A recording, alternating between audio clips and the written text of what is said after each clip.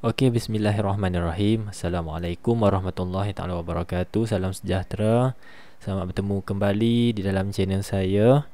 Baik, untuk video kali ini saya akan membincangkan beberapa soalan daripada tajuk Force and Motion 2. Okey, sempena dengan peperiksaan akhir semester 1 2022 untuk tingkatan 5. Baik, untuk video yang pertama ni kita akan bincang khas untuk Force and Motion 2 sahaja. Dan dalam video-video yang akan datang, insyaAllah saya akan bincangkan soalan-soalan yang daripada tajuk lain juga. Contohnya macam pressure, electronics, electromagnetism, insyaAllah. Okey, sampailah ke keseluruhan topik untuk final semester. So kita cover semualah, insyaAllah. Dengan usaha ini, insyaAllah dapat bantu awak untuk jawab soalan final nanti. Okey, itu pun insyaAllah lah dengan usaha awak, dengan rezeki yang ada lah, insyaAllah. Okey, soalan pertama, soalan 6. Rajah 3 menunjukkan sebuah kotak kayu yang berjisim 20 kg. So 20 kg ni adalah jisim, simbolnya M, ditolak dengan daya 60 Newton. So this person here gunakan daya untuk tolak kotak 60 Newton. Daya geseran antara kotak dan lantai adalah 20 Newton. So daya geseran adalah in opposite direction to the motion yang kita buat. So dalam kes ni, pelajar ataupun this boy here tolak ke kanan, maka kita ada daya geseran yang bertindak ke kiri dalam arah berlawanan, opposite direction. Baik, soalan minta apa? What is the acceleration? Berapakah pecutan? So bila nak cari pecutan, simbol untuk pecutan adalah A. Okay, kita nak cari acceleration bersimbolkan A. Menurut hukum Newton kedua, F ataupun resultant force sama dengan mass times acceleration. Okey, simple dalam sebutan yang mudah adalah F sama dengan MA lah. Tapi saya suka untuk tekankan bahawa F di depan tu adalah resultant force. Dia bukannya simple force. Simply not a force but a resultant force. Baik, kita susun dulu formula. Jadikan A sebagai perkara rumus. Kenapa? Sebab yang kita nak cari adalah A. Kita nak cari pecutan. So pecutan will be equals to the resultant force divide by mass. Baik, daripada sini awak kena pastikan bahawa awak tahu apa maksud resultant force. Sekejap ya, saya tukar warna pen. Baik, ada dua daya yang terlibat dekat sini. Daya yang pertama adalah 60 Newton yang bertindak pada arah kanan, dan 20 Newton yang bertindak pada arah kiri. Apa maksud resultant force? It is a single force that represent the combination of two or more forces. Sekarang ni kita ada dua atau lebih force, dua lah dalam kes ni, dua. Jadi kombinasi 60 dan 20 ni yang kita panggil sebagai resultant force. So because of this 60 Newton and 20 Newton are in opposite direction, maka kita akan gantikan sebagai 60, which is ke kanan, tambah dengan negatif 20. Kenapa kita letak tanda negatif? Kerana bertindak ke sebelah kiri, berlawanan arah. So dia, kalau kita nak buat dalam bentuk yang lebih simple, ia adalah 60 tolak 20 lah. Okey, kemudian kita bahagikan dengan M. M tadi apa? Mass, 20. So it is actually 60 tolak 20, which is 40 bahagi 20. Dapat berapa? 2. Okey, MS negatif 2 adalah unit untuk pecutan. Unit SI untuk pecutan. Okey, soalan ni famous ni. Dalam trial pun banyak soalan macam ni. Mencari pecutan, atau mencari jisim, atau mencari resultant force daripada Newton's second law of motion.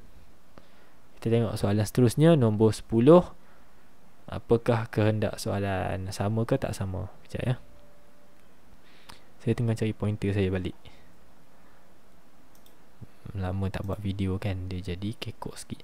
Okay, diagram 5 shows a load pulled by a man. Okay, tadi tolak kan, sekarang ada seorang lelaki menarik pula dengan daya 40 Newton, dan daya tersebut bukanlah secara melintang, not in fully horizontal but at an angle, pada satu pada satu sudut 30 darjah. Jadi kita ambil dulu maklumat dekat sini. Kita ada 12 kg crate ataupun load. This is the mass. 40 Newton adalah the force that is being used by this man. Sudut theta kita ada 30. This is our theta. And this is the frictional force. Sebab kita tarik ke kanan, this man pull the load to the right, maka ada resultant force, ada frictional force 15 Newton ke kiri. Right, soalan tanya apa? What is the resultant force that causes the load to move in horizontal direction? So the load obviously bergerak ke sini, sebab kan dia tarik mesti bergerak ke kanan kan, takkan dia ikut frictional force pula. Okay, so ke kanan. Soalan minta resultant force. Okay, pelajar, resultant force simbolnya apa? Sigma F. Soalan suruh cari yang ini. Oh, baik. Okay, menurut Newton's second law of motion, sigma F ataupun resultant force equals to mass times acceleration. Okay, dalam kes ni kita tak boleh cari menggunakan bahagian sini kerana kita tidak cukup maklumat. Apa maklumat yang kita tak cukup? Kita tidak ada maklumat acceleration, so kita tak boleh pakai yang sebelah situ. Kita cuba dengan cara menggunakan sebelah kiri sahaja, resultant force. Jadi kalau bergerak ke kanan, bermaksud daya di sebelah kanan, okay, daya di sebelah sini, okay, akan menolak daya di sebelah kiri, macam tu. So the resultant force is actually this part here, yang saya akan cuba highlight di sini. Daya di sini yang akan ditolak kemudiannya dengan daya ini. Sama macam kes tadi kan, 60 tolak 20. Apa syarat dia? Kedua-dua daya mestilah dalam keadaan selari. Maksudnya kanan dengan kiri, atas dengan bawah selari. Dalam kes soalan nombor 10, daya 40 Newton bukanlah daya yang saya highlightkan di bawah ni. Yang bawah ni kita perlu resolvekan kepada komponen-komponennya. Sekejap, kita ambil balik pen. So tukar colour sikit. So the force that I've highlighted here is actually Fx. Sebenarnya Fx yang akan kita tolak dengan 15, bukanlah 40 tolak 15. Sebab 40 berada pada satu sudut 30 darjah.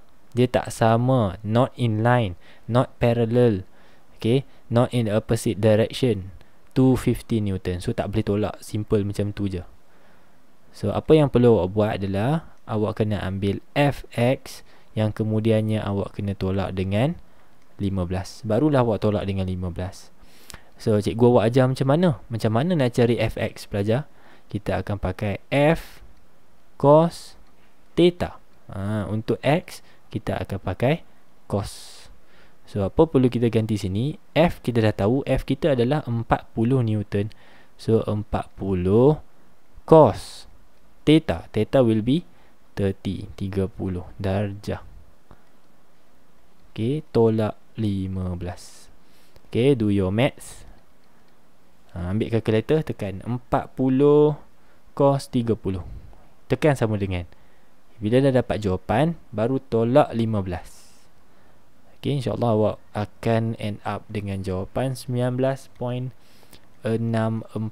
Newton, which gives you the answer A. Okay, awak akan dapat jawapan A lah. Sedikit peringatan di sini, pelajar minta tolong awak alert Apabila menekan kalkulator pada bahagian ni, sila selesaikan bahagian ini dahulu. Okey, saya bimbang yang awak akan tekan 40 cos 30 tolak 15 directly. Kita ataupun saya gusar awak akan buat operasi di belakang ni dahulu. 30 tolak 15. Nanti awak dapat cos 15. Dah salah. Okey, so you solve this one, you get an answer, then only baru awak tolak 15. Okey, moving on to question 11. Soalan 11 pula, kita tengok apa yang soalan 11 nak. Okey, Rajah 6 menunjukkan seorang lelaki sedang menarik adiknya semasa bermain salji. Dia tarik. Baik. Diberi komponen F yang di-resolve kepada dua komponen, which is Fx and Fy. Kita tengok sini, dia dah resolve, dah siap-siap. Ada Fx, ada Fy. Kemudian pada sudut theta 40 darjah. Soalan minta awak cari apa? Hitungkan komponen menegak, vertical component. So vertical component ni komponen mana? Fx ke Fy? Simple one. Fy. Soalan suruh cari Fy. Baik, dalam awak resolve Fy will be equals to F sin theta. Okay, cara awak resolve Fy adalah F sin theta. Kalau Fx, Fx tadi saya dah sebut, Fx adalah F cos theta. X cos.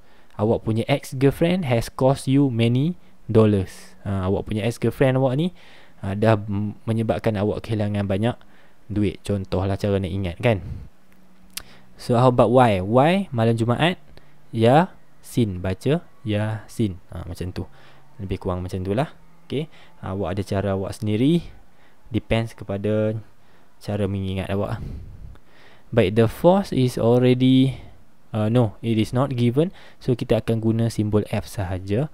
Kemudian kita isikan dengan sudut yang telah diberikan, iaitu 40 darjah. So the answer will be F sin 40.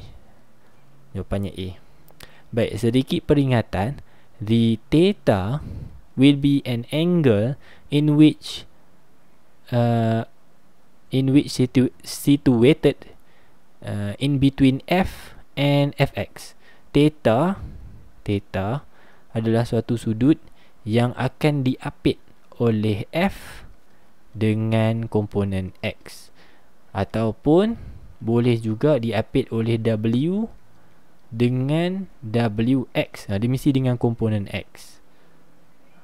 Okey, ataupun theta mestilah diapit di antara T dengan Tx. Saya rasa 3 contoh ni saya dah bagi, takkan tak boleh tangkap lagi kan. So it must be between force dengan komponen X, weight dengan komponen X, tension dengan komponen X. Tu. Tak boleh awak ambil sudut theta di tempat lain. Contohnya di atas ni. Tak boleh. This is not theta. That is not theta. Tak boleh diapit oleh F dengan Fy. Dia mesti F dengan Fx, T dengan Tx, W dengan Wx. Okay, remember that. Moving on. Nombor 12 menunjukkan seorang lelaki sedang menolak sebuah mesin rumput. Okey, daya yang dibekalkan oleh lelaki ini is 80 Newton. Okay, menolak lawnmower ni ke bawah pada sudut 50 darjah dengan vertikal. Dan diberi juga berat kepada lawnmower ni adalah 400 Newton. Baik. Soalan kata calculate the total of vertical forces. Jumlah daya menegak. Kita tahu dah daya menegak yang kita nampak terang-terangan is this one. Mesti salah satunya adalah 400. Cuma kita nak tambah atau tolak dengan komponen satu lagi yang terlibat di sini. Komponen apa yang terlibat di sini? Jawapannya adalah komponen 80 Newton yang diresolvekan. Cuma kita tak tahu. Sekarang ni kita kena fikir, adakah ianya komponen X atau komponen Y. Okay, komponen X atau komponen Y. Kita nak kena identify lah. Okay, so the answer will be, komponen yang kita akan ambil maklumat daripada sini adalah komponen Fy, kerana melibatkan vertical force. So kalau mengikut formula, macam mana kita nak cari Fy? Fy is actually F sin theta. Okay, the amount of force F kat sini, kita dah tahu berapa nilai dia, 80. Okay, so kita gantikan sin theta. Okay, sekarang ni masalah kita adalah sin yang kita tidak nampak theta-nya di sini. Sin kita tahulah kan, theta-nya. What is actually theta here? Fy dekat atas ni kan. This is Fy. This is Fx. Oops, sorry, terbalik tu saya rasa. Betul-betul depan ni.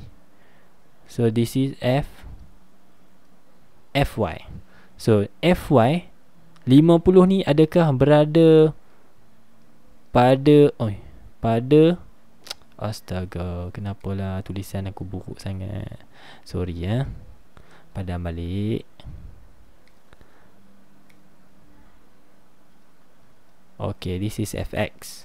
So sudut, ingat saya kata theta adalah satu sudut di antara F dengan Fx, bukan Fy. Sekarang ni 50 ni, this is not your theta. Okay, so your theta is actually 90 minus sudut dalam rajah tu. So it is actually 40. This should be your answer. Tapi bila kita tengok dalam pilihan jawapan, rupa-rupanya tidak ada pilihan jawapan, which is 400 tambah 80 sin 40. Tak ada jawapan, tak ada pilihan jawapan ni. Yang ada sin 50 cos 50. Baik, dekat sini awak kena tahu bahawa nilai ini boleh ditukar ganti kepada satu nilai yang sepunya ataupun yang sama, yang setara. Sin 40 adalah sama dengan cos 50. Okay, sin 40 sama dengan cos 50. So boleh juga awak namakan ataupun awak berikan jawapan kepada soalan ini adalah 80 cos 50. Okay, jadi mana satu jawapan dia? 80 cos 50. Okay, jawapannya will be Allahu Akbar.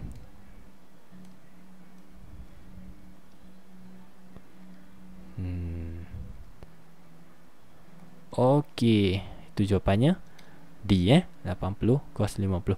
Kalau awak tak percaya this thing, which is tak logik, awak tak percaya kan. Tapi kalau, so awak boleh tekan calculator lah, bandingkan dua ni. Ataupun awak tekan sin 40 tolak cos 50. For sure awak akan dapat kosong lah, menandakan kedua-dua nilai itu adalah setara. Jawapannya samalah.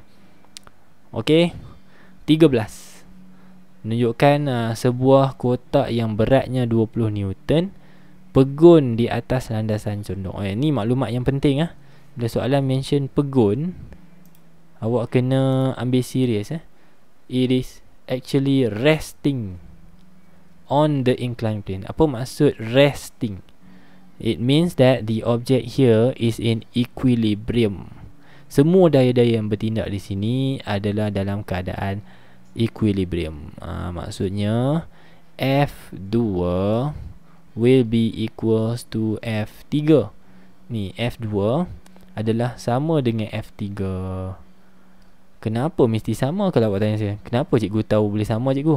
Sebab dua-dua daya ni, F2 ke kiri blok, F3 ke kanan blok. Kalau lah salah satu daripada F2 dan F3 ni lebih besar daripada yang lain, maka dia akan jadi menurun ke bawah atau naik ke atas antara dua tu. Okey, jadi F2 sama dengan F3 menandakan bahawa objek itu betul-betul resting on the inclined surface. Okey, so kebetulan soalan suruh cari F2. So macam mana nak cari F2? Awak carilah F3. Kalau awak boleh jumpa F3, dapatlah jawapannya. Macam mana nak cari F3? Baik, saya resolve tunjuk dekat awak. F3 is a component of W. One of the component of W. W sebenarnya boleh di-resolve kepada dua komponen, which is komponen di sebelah sini dan komponen di sebelah sini. Dalam physics ataupun dalam topik ni, cikgu awak ajar bahawa 50 ini adalah sudut yang sama dengan di sini. This is also 50. 50 sini sama dengan 50 sini, menandakan this is WX. Ingat tak saya kata this is WY? Ingat tak saya kata sudut theta adalah sudut yang diapit oleh W dan WX. Tengok sini. Sudut theta adalah sudut yang diapit oleh W dan WX. Disebabkan awak tahu sudut sini adalah 50, maka WX adalah berada di sebelah bawah ni, not this one. Walaupun nampak macam dia adalah horizontal component. Beza untuk inclined plane. So F3 is actually WY. Sebenarnya dia WY. So WY ni macam nak cari W sin theta. Kalau WY saja memang kita akan pakai sin. Berapa nilai W? W is 20 Newton. Macam mana saya tahu? Ni dia kata berat W 20. So 20 sin, okey, theta hati-hati. Kita ada kat sini 50 darjah. Tekan kalkulator saja. 20 sin 50. Okey, untuk dapatkan jawapan akhir lah. Kalau tak pun di sini dah memang ada jawapan yang awak boleh pilih, iaitu jawapan B. Okey, walaupun kita nak tekan boleh juga. Kita tekan 20 sin 50. Okey, 15.32 Newton. Ingat ya, unit untuk weight ataupun force adalah Newton. Okey, teruskan soalan 15. Lagi soalan berkaitan dengan Newton second law of motion. Soalan 15. Kotak ditarik oleh seorang lelaki. Kali ni mesti awak boleh buat sebab saya dah tunjuk contoh tadi kan.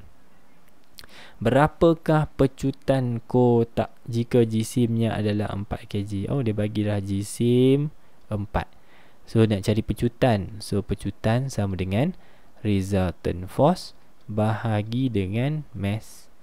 Okey, berapa resultant force? Awak kena tengok, adakah 3 Newton yang dilabel pada rajah, this is 3 pula, 30 Newton yang dilabel pada rajah ni betul-betul selari dengan 5 Newton di belakang ni? Jawapannya tidak. Tak boleh. Satu daya yang kita nak cari resultant, dia mesti kiri tolak kanan, atas tolak bawah. Dia tak boleh yang condong ke sini tolak dengan kiri, tak boleh. Okay, so your next step will be to resolve, to find out this component which is parallel to this component. Baru boleh awak cari resultant force. Jadi komponen yang saya dah lukis ni will be your Fx. Sini sebenarnya Fx. Macam mana cari Fx? Kita pakai F cos theta. Okay, kemudian kita tolakkanlah dengan 5 bahagi dengan mass. Okay, mass kita ada 4 kan. Okay, ganti. Force berapa? 30 cos 60. Macam mana dapat 60 cikgu? Ni cikgu. Ni cikgu. Ni belajar 60 darjah sebagai theta awak. Okay, kemudian ingat saya kata semua ni kita kurungkan dulu, selesaikan dulu baru kita tolak 5. Otherwise awak mungkin akan buat kesalahan lah. Okay, so 30 cos 60. Kita tengok kalkulator 30 cos 60. Okay, kita dapat 15. Okay, tolak dengan 5 will be 10. 10 bahagi dengan 4, dapatlah 2.5. Okay, so 2.5 ms negative 2. Okay, jawapannya adalah C untuk nombor 15. Baik, kita teruskan dengan soalan 21. This is daripada tajuk Forces in Equilibrium. Soalan-soalan macam kita gantungkan poster, gantungkan frame, ni famous lah ni. Okay, kita tengok macam mana nak selesaikan. Raja menunjukkan sebuah poster digantung pada dinding dengan tali dan paku. Berat poster. Okey, dia dah bagi info kat situ. Kita highlight dan ambil. Catatkan simbol. Okey, apa simbol untuk berat? Jawapannya W. So W tu adalah W yang ditunjukkan dalam rajah ni, yang bertindak ke bawah. Okey, saya buat terang sikit lah. Okey, jadi kita ada dua tali yang memegang frame tersebut digantung pada satu paku dan di label di situ pada rajah adalah simbol T sebelah kiri dan sebelah kanan yang merujuk kepada tension. Tension ada tension. Kenapa dia label T dengan T? Dia tak label T1 dengan T2. Jawapannya adalah kerana tension kedua-duanya adalah mempunyai nilai yang sama. Kalau dia buat T1, T2 mungkin tension dia tak sama. So TT maksudnya dia share same amount of tension. Same amount of tension. Kemudian ada sudut dekat situ lah. Untuk soalan frame dan awak nak cari nilai T, awak mesti ada kemahiran yang pertama, iaitu boleh melukis triangle of forces. Triangle of forces, kita panggil dia triangle of forces.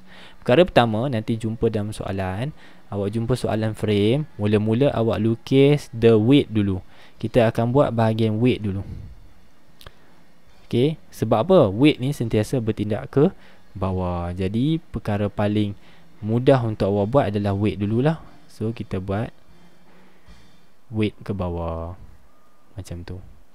Alright, kemudian kita ada lagi dua forces, T yang sebelah kanan dengan T yang sebelah kiri. Kita akan angkat dan cantumkan kedua-dua T ni untuk membentuk segitiga kita di sini. Baik, saya akan mula dengan T yang ini dulu. Nampak arah dia 20 darjah ke kanan pada satu sudut. Saya pun agak-agak dan lukis sampai sini. Dan saya akan label T. Saya bawa sekali dengan sudut-sudutnya. Nampak tak sudut dia ni? Saya lukis ni, sudut dia 20 di bawah. So saya akan lukis dan tandakan 20 darjah di situ. Nak jadi segitiga dah. Macam mana nak lengkapkan segitiga? Is for me to draw the final T. T saya yang terakhir adalah pada sudut 20 juga, tapi dia menghala ke kiri atas. So saya sambung di sini. Saya dapat T yang terakhir dan berada pada sudut 20 darjah dengan horizontal macam tu. Okey, kalau awak tanya macam mana cikgu buat, senang cikgu. Jawapannya adalah dengan practice. Kalau awak banyak buat soalan, cari soalan yang ada frame-frame ni, awak lukis 2, 3, 4 kali, insyaAllah boleh dapat. Okay, otherwise awak kena buat try and error lah. Mula-mula memang try and error, sambung-sambung tak dapat segitiga. Sebab kita kurang pengalaman. Sebab tu kena buat latihan. Buat latihan, insyaAllah boleh dapat on the first try lah. Alright, daripada triangle of forces yang kita buat, kita nak cari nilai apa, pelajar-pelajar? Kita nak cari nilai T. Ingatlah fokus kita nak cari T. Boleh tak saya cari salah satu daripada T ni saja? Boleh tak? Jawapannya boleh. Sebab apa? Kan saya kata mula-mula tadi, dia labelkan, soalan labelkan T kerana kedua-dua T mempunyai nilai yang sama. Baik, daripada situ saya akan move on. Saya akan mencari salah satu daripada T. Macam mana cara dia? Saya akan membahagikan segitiga ini kepada 2 supaya mana saya mendapat segitiga bersudut tegak. Saya nak pakai trigo, saya nak pakai sin, cos, tangent. Kalau saya pakai segitiga yang saya ada sekarang, segitiga ni bukan segitiga bersudut tegak. Jadi saya tak boleh pakai trigo ke atas segitiga ni untuk dapatkan T. Maka saya bahagi 2. Ingat pelajar, bila kita bahagi 2, nilai weight yang kita bahagi 2 kepada separuh ni juga akan berkurang kepada separuh. Berapa nilai weight? 15. So by right, if I cut this triangle into half, kejap ya, saya ingat pula. Okay, saya cut this triangle into half. Saya akan end up with a right angle triangle which is looks like this. W saya dah kurang kepada separuh Jadi saya ambil kalkulator, saya tekan 15 bahagi 2. So this side here will be 7.5 Newton only, not 15. Bukan 15 lagi sebab saya dah bahagi 2. Saya ambil yang ni je pelajar-pelajar, in case awak tak nampak saya lukis yang mana. So sudut saya ada dah 20 darjah. Saya ada T di sini yang boleh saya cari. Okey, dan menurut trigo, kalau saya ada satu segitiga bersudut tegak, mana pen ni? Sabar ya pelajar, saya tak jumpa pen saya pula dah. Okey, menurut hukum trigo, kalau saya ada one side yang saya tahu nilai dan ada satu sudut dalaman yang saya tahu, saya boleh cari the other sides. Saya boleh cari sisi-sisi lain lah, nilai sisi lain. Contohnya nak cari T. Dalam kes ni saya nak cari T lah. Okey, macam mana saya nak cari T? Saya nak pakai sin, cos, tangent. Macam mana nak cari T? Ingat, tengok ni sudut. Saya ada yang bertentangan dengan sudut dan hypotenuse. Okey, so saya pakai sin lah. Sin. Okey, 20. Sin kepada 20. Saya tak hafal. Tak tu bertentangan 7.5. Hafal tu hypotenuse. Hypotenuse T. Baik, saya susun balik formula. Maka saya sepatutnya buat jalan kira saya 7.5 bahagi dengan sin 20 ya. Sorry kalau tulisan saya tak apa cantik. Lama tak menulis pada buat video ni. So bahagilah jawapan saya dengan sin 20. Berapa jawapan yang awak dapat? Saya dapat 21.928 bla bla bla lah. Cuma kita akan ambil 21.93 ataupun 0.9 sajalah. Baik, dapatlah jawapannya D. Okay, macam tu. This is the step lah. Mula-mula awak akan tengok soalan tu. Kalau soalan tu soalan frame, tolong lukis segitiga daya dulu, triangle forces.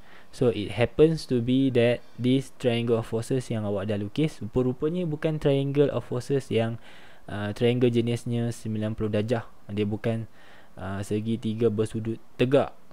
Betul lah. Jadi bila awak bahagi 2, then only awak dapat segitiga bersudut tegak. Bila awak bahagi 2, nilai weight awak juga akan sepatutnya dibahagi kepada 2. Okay, awak jangan bawa macam tu juga, 15 bawa pergi sini, tak boleh. Sebab dia dah bahagi 7.5 kat sini, 7.5 lagi another half. Kena faham yang tu lah. Kita ambil kira sebelah sahaja.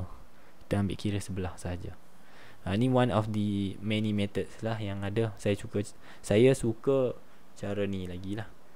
Okay, tapi kalau awak nak buat cara lain pun tak kisah, tak ada masalah. Asalkan boleh dapat working line yang sama, jawapan yang akhir yang sama. Baik, 24. Graf manakah mewakili hukum Hooke? Apa itu hukum Hooke atau Hooke's law? Hooke's law beritahu, sebelum dia dapatkan formula tu, dia kata apa? Kalau nilai F itu adalah berkadar terus dengan X. Apa maksud dia? Nilai daya, force, apabila kita bekalkan suatu daya kepada bahan yang elastik, maka daya tersebut berkadar terus dengan extension. Berkadar terus. Maksudnya, lebih besar daya yang kita bekalkan, lebih tinggilah pemanjangan ataupun pemampatan. Then only baru Hooke's law finalize dia punya hukum dalam bentuk formula F equals to Kx. Daripada kita punya relationship tadi, atau Hooke's buat relationship tadi, maka jelaslah jawapannya adalah B. Apabila daya kosong, maka extension kosong. Tidak ada pemampatan, tidak ada regangan. Bila ada force, baru ada regangan. Dekat sini tak logik pemanjangan, daya ada, pemanjangan tak ada. Okay, alright. Daripada Hooke's law juga, kita terus ulang kaji dekat sini. Daripada Hooke's law juga kita kenal apa tu dipanggil sebagai spring constant. Dalam kes ni, macam mana nak cari spring constant? Awak boleh cari nilai M, iaitu nilai gradient.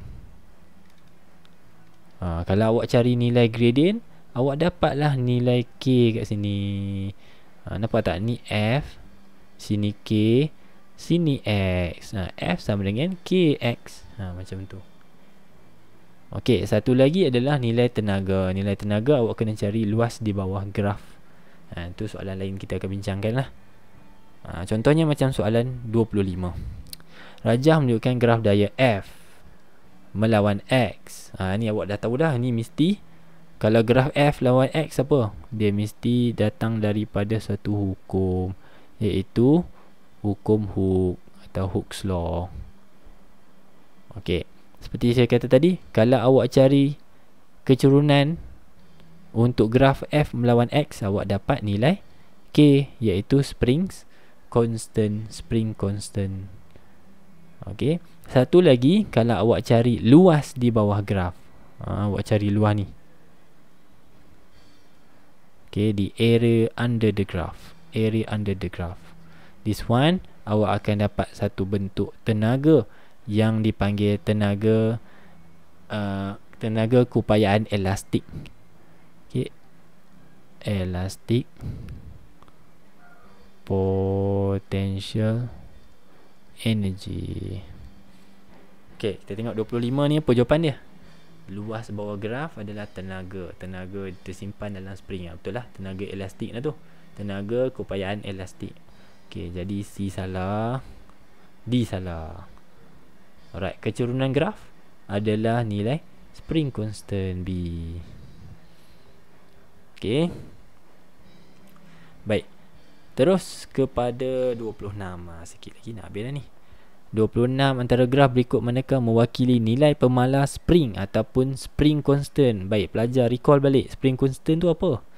Spring constant tu adalah nilai kecerunan graf of F against X. Kan graf sini semua F melawan X, F melawan X, F melawan X. Jadi kita cari kecerunan lah setiap satu daripada graf ni. Kalau dapat 0.8, itulah jawapannya. Baik, nilai tu sebelum awak mula mengira, saya nak awak tahu bahawa kecerunan graf itu kadang-kadang unit dia boleh jadi unit lain. Contohnya ni F melawan X, Newton. Okey, X ni akan bagi awak masalah ni. X ni whether it is in meter or centimeter. Dalam kes ni dalam cm, nampak, dalam cm. Jadi bila awak bahagi nilai kecerunan, contohnya soalan A lah kan, 10, sini apa? 5. Okey, nak cari kecurunan macam mana? Bagi je 10 bahagi 5. Dapat apa? 2. Okey, unit ni jadi apa? Tengok ni, 10 ni unit apa? Newton, nampak tak? 5 unit dia apa? Sentimeter. So apa unit akhir dia? Newton sentimeter negatif 1. Yang ni adalah nilai pemalas spring untuk soalan untuk pilihan jawapan A. So ini dalam Newton sentimeter. Nanti awak akan jumpa soalan yang nilai X ataupun unit pada paksi X nya bukan dalam cm, dalam meter. Okey, nanti kita tengok ada kat soalan depan nanti. So dah ni dia nak 0.8 Newton per centimeter kan, Newton per centimeter. So tak ada masalah, awak cuma bahagi je. Kita bahagi setiap satu daripada sini. Jadi 10 bahagi 5, 2. Sini 7 bahagi 7, 1. 4 bahagi 5, kita dapat 0.8. So the answer will be C. Kita tengok soalan lain, 27. Baik, soalan 27 ni yang saya nak tekankan pada awak. Ini graf masih lagi F melawan X. Kali ni kita nak cari apa? How much work that can be done by the spring. Apa maksud work di sini? It is equivalent to energy. Kalau soalan minta cari tenaga keupayaan spring, ataupun soalan minta cari kerja yang dilakukan untuk meregangkan atau memampatkan spring, soalan refer kepada benda yang sama dan merujuk kepada formula yang sama.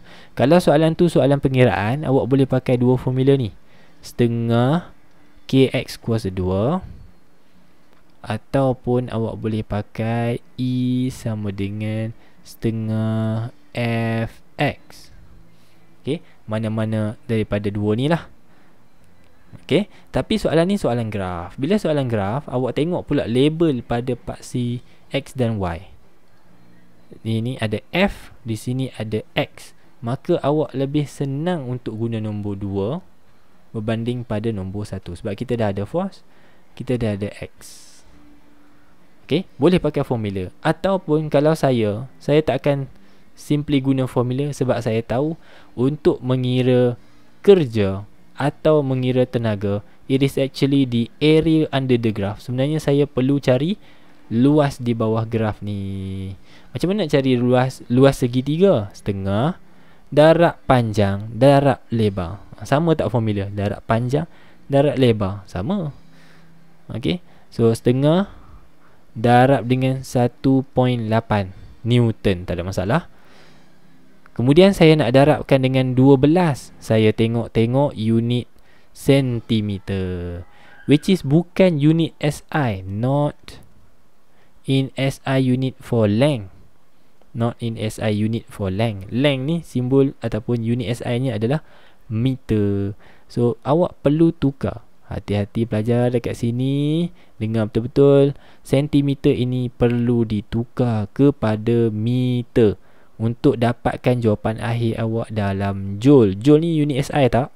Unit SI. Jadi di sini dalam formula gantiannya mesti semua unit SI. 1.8 ni dah dalam Newton.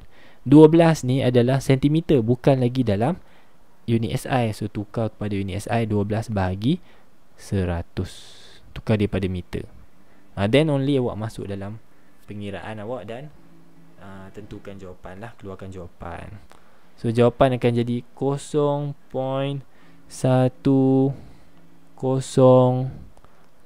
joule. Okey, kebetulan kalau awak terlupa, awak buat macam ni, setengah darab 1.8. Cikgu cakap area under the graph, awak pun betul-betul ambil 1.8 12. Okey, awak akan dapat satu jawapan iaitu 10.8 kat tak silap saya lah. Kebetulan pilihan jawapan ni tak ada dalam ABCD. Yang tu awak terselamat. Besar kemungkinan soalan SPM dia akan sertakan pilihan-pilihan jawapan berdasarkan kemungkinan kesalahan yang pelajar akan buat. Contohnya dia akan insert dah ni jawapan-jawapan ni masuk dalam ABCD, supaya awak bila awak kira awak dah dapat, awak confident, terus awak tanda pada kertas OMR. Sedangkan awak tak tahu bahawa untuk mengira tenaga dan awak nak classify dia dalam joule, semua yang berada dalam formula mestilah berada dalam unit SI. Banyak kali saya ulang tu belajar, so tolong take note. Jangan buat kesalahan mudah ni lah. Dia matematik yang mudah saja, tapi bila awak ganti satu yang tak setara, maka awak tak dapat jawapan tepat. Okay, InsyaAllah semoga awak boleh ingat lah benda ni. Baik, 28 Raja menunjukkan 3 susunan spring XYZ. Semua spring digunakan adalah serupa. Okay, bila soalan kata all springs used are identical, apa maksudnya? Semua mempunyai nilai K yang sama. Oops, kejap ya. Same value of K. Maksudnya dia kekerasan dengan kelembutan, elasticity spring tu semuanya setara, sama. Spring yang sama nilai K dia. Baik, soalan kata which comparison of the extension of the spring arrangements is correct. Maksudnya dia nak tahu siapa yang memanjang lebih besar, paling panjang, dan disusun sehingga yang paling pendek lah, paling kurang pemanjangan dia.